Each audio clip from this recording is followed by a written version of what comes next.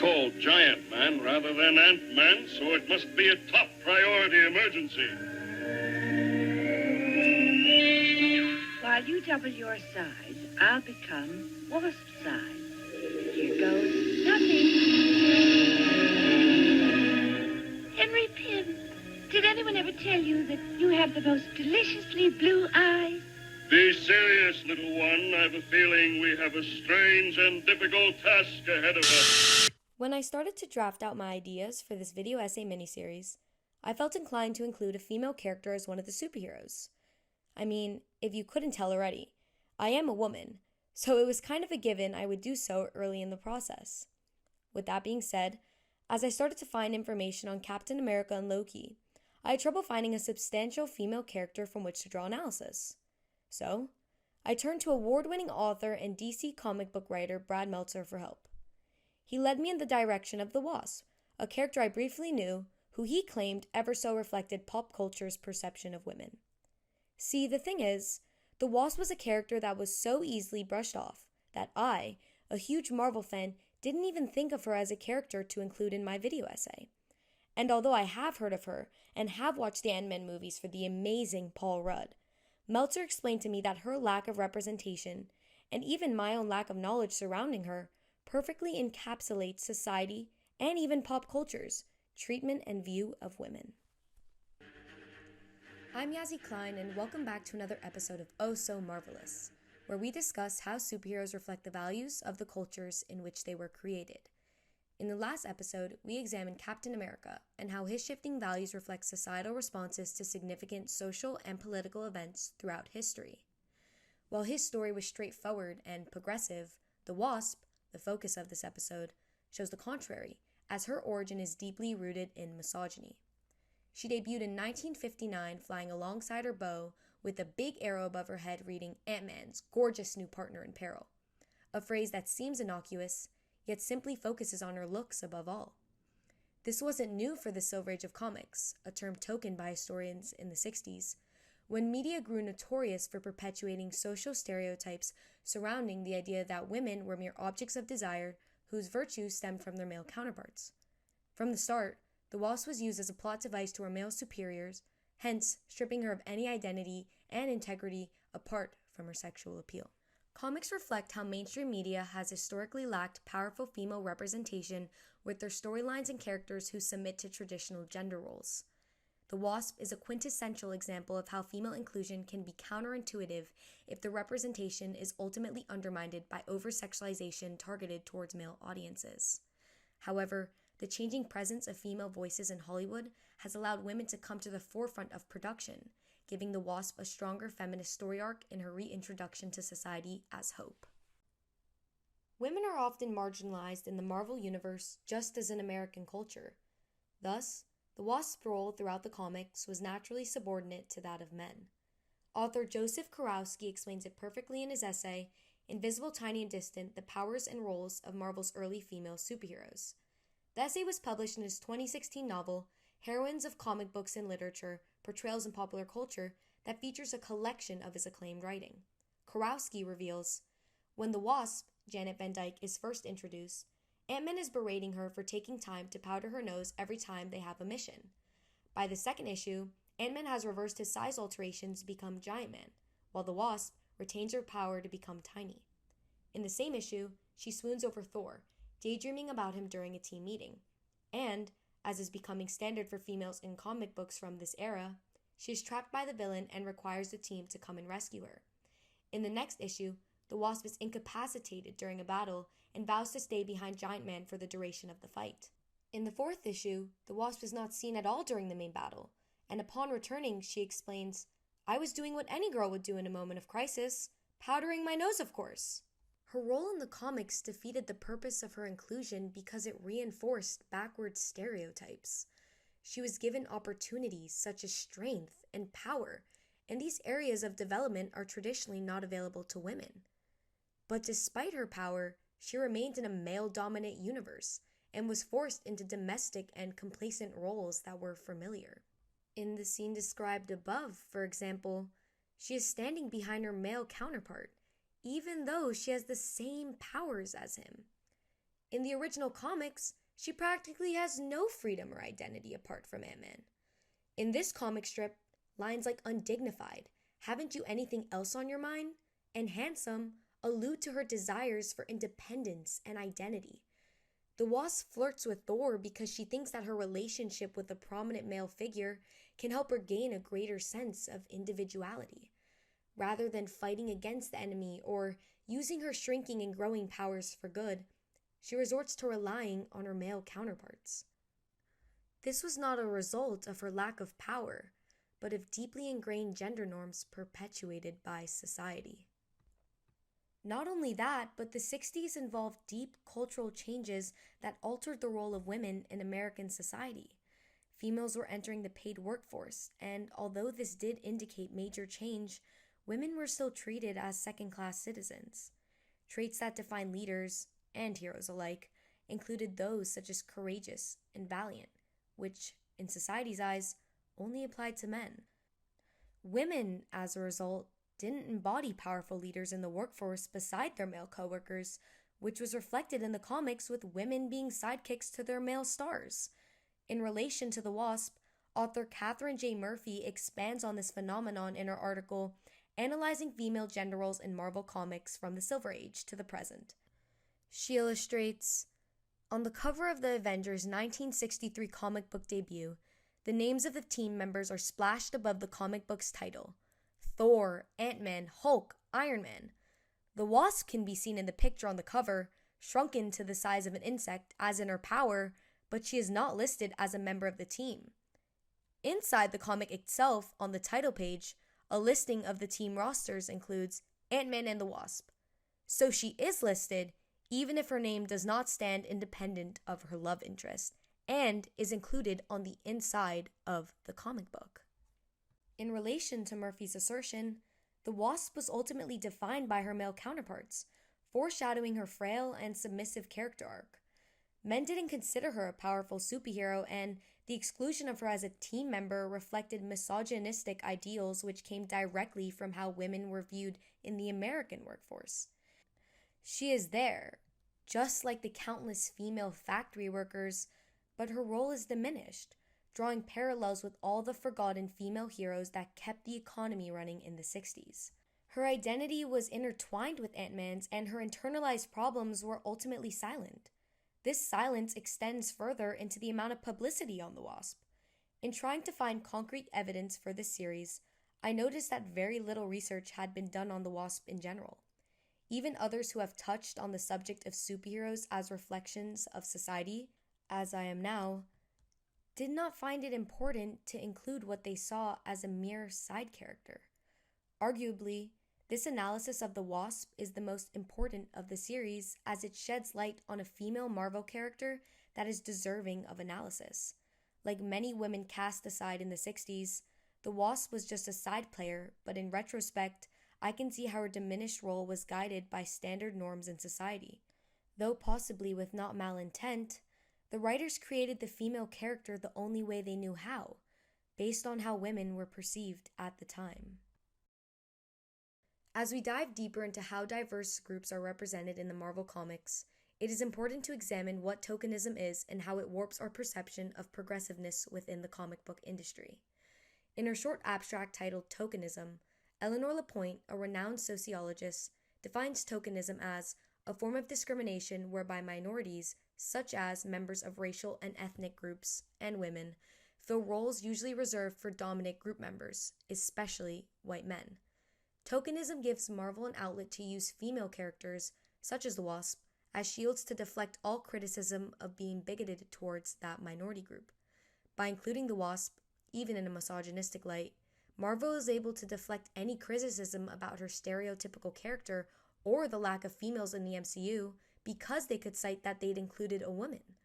This tokenization of the Wasp gave Marvel the perfect cop-out to ignore any bias that they had within their female character and just use the excuse that at least they'd included a woman at all. The problem, of course, was that the Wasp would then serve to represent the entirety of women in society, reinforcing female over-sexualization and submissiveness. These troubling truths were overshadowed by tokenism and its ability to highlight the inclusion of women in the comic, regardless of how it was done through the biased eyes of her male creators. Her role is neither diverse nor progressive. It is tokenistic and sexist. This form of representation is not uncommon in mass media, especially in the comic book industry. Women continuously fall victim to performative measures enlisted by major money-hungry corporations who ultimately taint our view on progressive movements. In his dissertation, Costume Culture, Visual Rhetoric, Iconography, and Tokenism in Comic Books, published in 2017, Michael Baker expands on this fact. He explains, the issues of marginalization in the comics are not contained in a narrative because they are also deployed in society. When iconography, tokenism, and visual rhetoric are decoded, they send rhetorical messages to the audience. Not only do audiences have to interpret meaning, they also must assist in creating that meaning, to a certain extent, due to the participatory nature of comics. One group, consumers of comics, participates in creating the meaning, while the rest of society participates in interpreting that meaning. Historically, that is why there have been so many issues with the marginalization of characters who are not Caucasian and male. For the longest time, Caucasian males were the primary consumers of American comics. Baker specifies the pattern that exists within the comic book industry as a result of its predominantly white authors, illustrators, creators, and consumers who govern the content that is produced and consumed. Unfortunately, we praise the inclusion of the Wasp and associate her with progress even if her personality is lacking in the progressive department.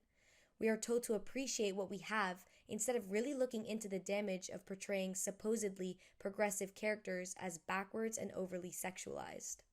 The inclusion of a female character might seem sufficient or a proper nod to the female community, but the efforts that are put in are futile, driven by a sexist frame of mind hoping to please its consumers.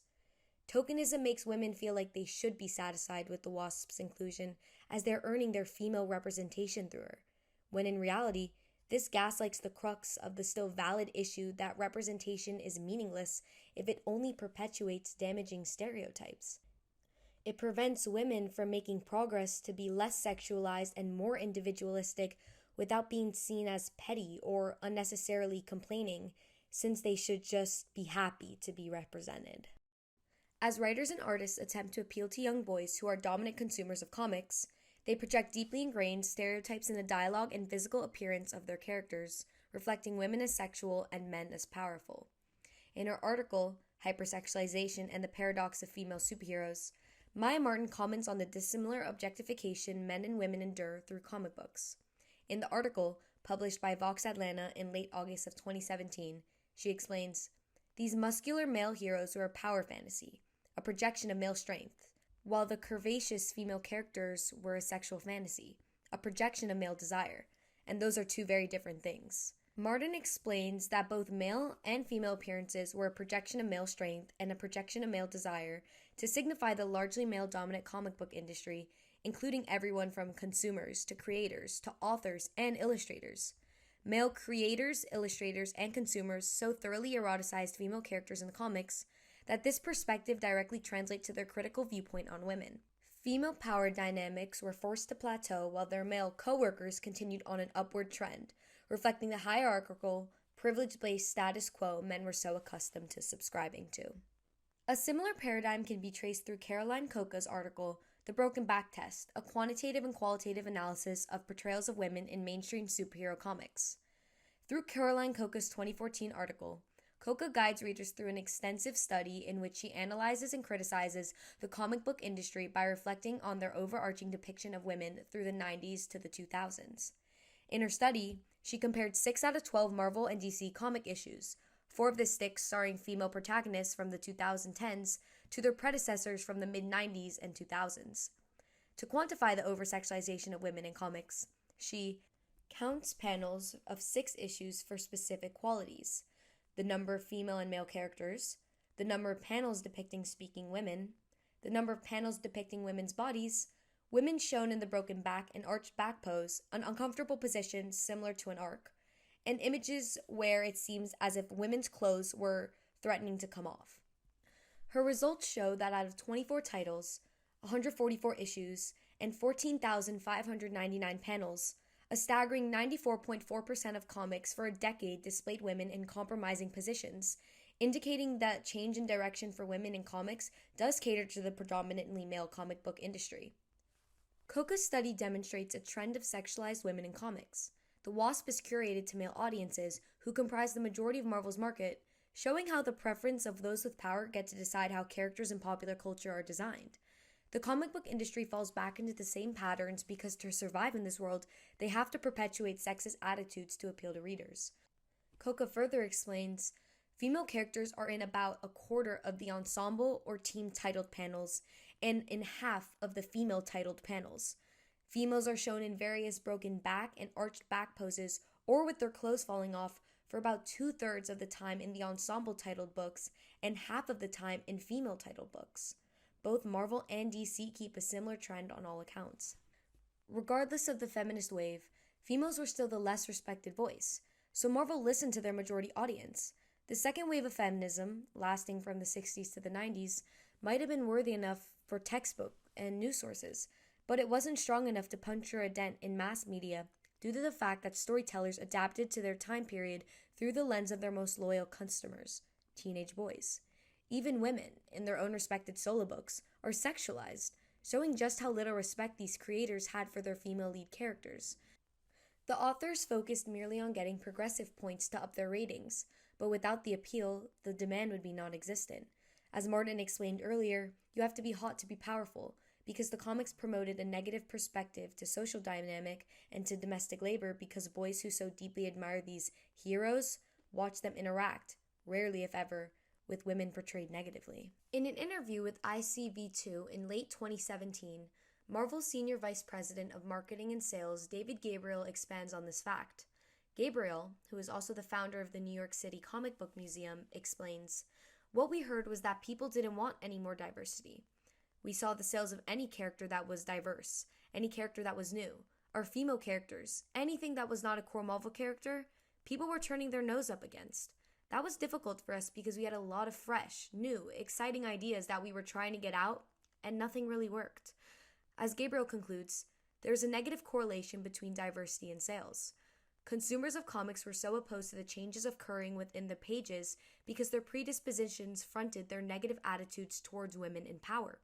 Marvel may have believed that including a female sidekick to Ant-Man was a sufficient nod to the female community demanding representation, but in reality, their progressive attempts were futile because they were executed with an ignorant frame of mind and consumed by a primarily ignorant group of people. As a result, Marvel was heavily incentivized to create erotic, very dependent female characters because this boosted their sales and audience approval rates. Being that their dominant consumers were teenage boys, these overtly sexualized female characters then acted as a schema to their cognitive framework on women and their role in society. Not only that, by giving in and reaffirming toxic views of women, Marvel perpetuated backwards views that were then difficult to counteract when they attempted to recidify their mistakes later on. As described in Gabriel's comment, diverse or minority characters were less popular among viewers because they felt wrong in comparison to everything Marvel had created thus far. It is going to take a lot longer than 1 or 2 new diverse characters to revolutionize the industry and reverse the stereotypes so heavily ingrained in Marvel's core consumer group. As this episode comes to a close, we have now hit on the pivotal point of the argument. Progress takes time to reverse bias. Throughout history, Marvel's female characters have been lackluster because society's perception of women has always been equally minimal. Whether in the workforce or domestic front, women were always seen as secondary to men, and that inferiority translated over to female superheroes in the Marvel comics, who were usually so underrepresented that they were forgettable. Even I needed to do digging just to find a female character who had enough history with the Marvel comics to be analyzed from inception to today. Now, though the Wasp has been reintroduced to society as Hope, a character with a stronger voice and more feminist outlook on life, the Wasp's sales and reception from the general public still remains minimal compared to her male counterparts. Even though the newer Ant-Man and the Wasp movies have been more progressive, featuring Hope in a much grander light with more screen time and lines, it takes more than just slight modifications to reframe an entire generation's outlook on minority characters, especially female ones. Marvel's struggle in trying to successfully and profitably promote new female superhero characters such as Hope, Captain Marvel, Gamora, and Black Widow at the same level as their original staples like Iron Man, Captain America, the Hulk, and more shows how far society still has to come. The tribulations faced by the superhero industry in trying to bring a more diverse cast of characters into the spotlight is merely a reflection of the difficulties the feminist movement has been having in trying to fight for equal pay, abortion rights, and other important gender equality related topics. What we can, however, learn from this plight is that repetition is the most powerful tool to bring about change in both pop culture and society. There have been 3 waves of the feminist movement so far, and who knows, another one might be coming. Similarly, Marvel needs to continue to introduce amazing female characters until people realize that A, they're just as cool as the men, and B, they're rightfully part of the MCU too. With up-and-coming stars like Elizabeth Olsen as the Scarlet Witch, and the multiverse giving way to alternative realities with female Captain Americas, She-Hulk, a Jane Foster that can wield the Mjolnir, and more, Marvel is heading in the right direction. What we must hope for now is that they continue to create diverse superheroes and follow society's push to a more inclusive tomorrow. Our superheroes not only reflect society as it is now, but the wishes of what society is aiming to be. With more minority representation in superheroes slated for the next few years, the hope is that our mainstream superheroes can reflect the world we should and could live in if we embraced it. In the next episode, we will explore Loki and how his ambiguous character challenges the established norms society has rendered the correct way to act or behave. I'm Yazzie Klein, and this is Oh So Marvelous. Thanks for listening.